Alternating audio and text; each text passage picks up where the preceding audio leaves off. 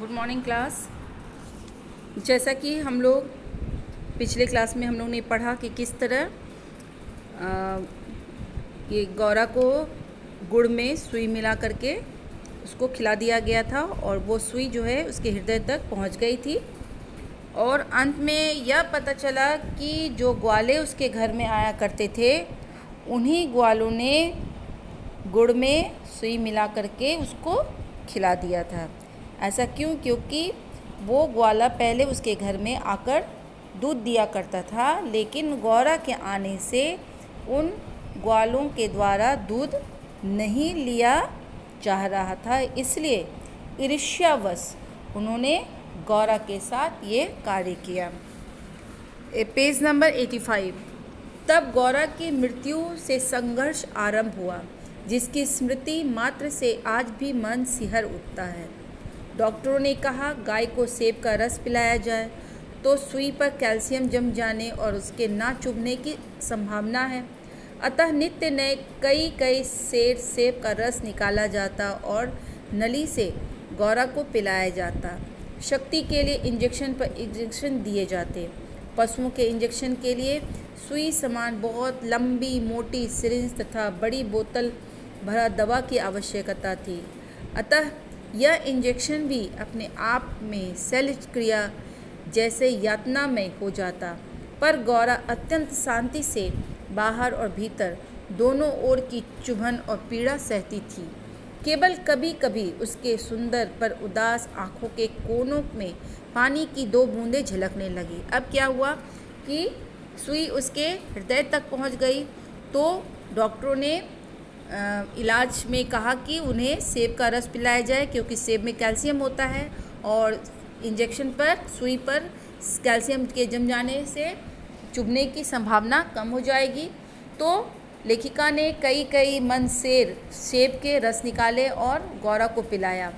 फिर गौरा को, क्योंकि वो दिन प्रतिदिन निर्बल होती जा रही थी, तो उसको शक्ति लाने के लिए तरह तरह के इंजेक्शन दिए गए और वो इंजेक्शन भी गौरा बहुत ही शांति से अपने उस इंजेक्शन को बर्दाश्त करती गई।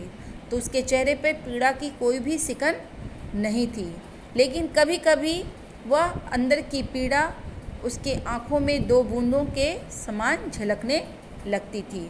अब वह उठ नहीं पाती थी, परंतु मेरे पास पहुँचते ही उसकी आँखों में प्रसन्नता की छाया सी तैरने लगती थी। पास जाकर बैठने पर वह मेरे कंधे पर अपना मुख रख देती और अपनी खुरदरी जीभ से मेरी गर्दन चाटने लगती थी। इतनी दुर्बल हो गई थी, लेकिन जैसे ही वह लेखिका को देखती तो उसके अंदर एक अजीब सी प्रसन्नता उसकी आंखों में छलकने लगती थी और वह लेखिका के पास अपना प्यार जताने लगती थी। लालमणि बेचारे को तो माँ की व्याधि और आसन्न मृत्यु का बोध नहीं था। उसे दूसरी गाय का दूध पिलाया जाता, जो उसे रुचता नहीं था। वह तो अपनी माँ का दूध पीना और उससे खेलना चाहता था। अतः अवसर मिलते ही वह गौरा के पास पहुंचकर या अपना सिर मार मार कर उसे उठाना चाहता था या खेलने के लिए उसके चारों ओर उछल कूद कर परिक्रमा सी कर देती थी। अब लालमणि क्योंकि बहुत छोटा था, इसलिए उसे अपने माँ की जो हालत थी, पीड़ा थी, उसका बोध उसको नहीं था और लालमणि को दूसरे गाय का दूध पिलाया जा रहा था, जो उसे अच्छा नहीं लग रहा था। वो सिर्फ अपनी माँ का दूध पीना चाहता था और अपनी माँ के साथ खेलना चाहता था। वो अपनी माँ के पास पहुंचकर चारों ओर उछल कूद करता था और अपनी माँ की परिक्रमा करता था। मैंने बहुत से जीव जंतु पाल रखे थे, अतः उनमें से कुछ को समय असमय विदा देना ही पड़ता है, परंतु ऐसी कोई भी मर्म व्यथा का मुझे स्मरण नहीं है। लेखिका ने कहा, लेखिका क्योंकि बहुत से पशु पक्षियों को पालती थी, तो लेखिका ने कहा कि मैंने बहुत से पशु पक्षियों को माला, लेकिन यह जो उसकी अंतिम मर्म व्यथा थी, उसकी अंदर आंतरिक जो व्यथा थी, उसका स्मरण आज भी लेखिका को है। लखनऊ, कानपुर आदि नगरों से भी पशु विशेषज्ञों को बुलाया। स्थानीय पशु चिकित्सक तो दिन में 2-3 बार आते रहे, परंतु किसी ने ऐसा उपचार नहीं बताया जिससे आशा की कोई किरण मिलती। निरुपाय मृत्यु की प्रतीक्षा का मर्म वही जानता है जिसे किसी असाध्य और मरणासन रोगी के पास बैठना पड़ता हो। लेखिका ने कोई कमी नहीं की। उन्होंने लखनऊ से, कानपुर से ढेर सारे पशु चिकित्सक को बुलाया, लेकिन कोई भी पशु चिकित्सक ने उसका इलाज नहीं कर पाया। और लेखिका जो थी हमेशा उसके पास बैठी रहती थी और वह मृत्यु की प्रतीक्षा कर रही थी। जब गौरा की सुंदर चमकीली आंखें निष्प्रभ हो चली और सेब का रस भी कंठ में रुकने लगा, तब मैंने अंत का अनुमान कर लिया। अब मेरी एक ही इच्छा थी कि मैं उसके अंत समय पर उपस्थित रह सकूं। दिन में ही नहीं, रात में भी कई कई बार उठकर मैं उसे देखने जाती थी।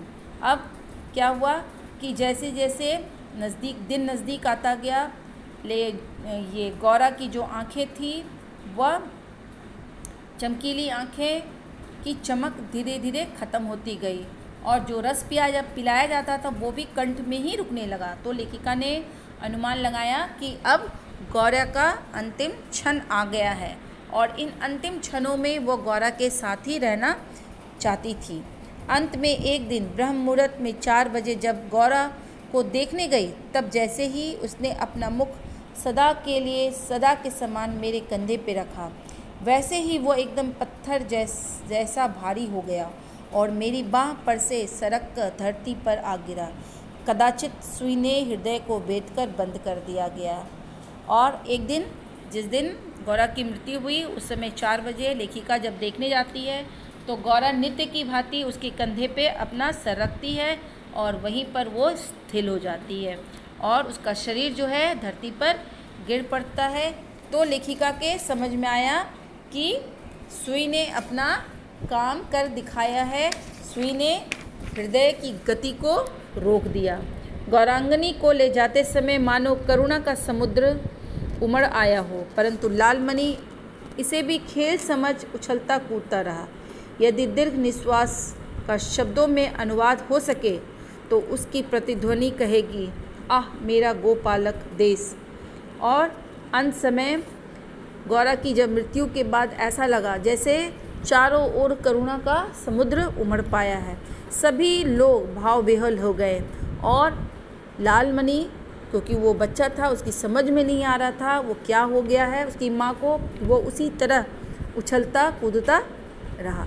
इस तरह गौरा की मृत्यु होती है और लेखिका को बहुत पछतावा होता है क्यों उसने गौरा को पाला।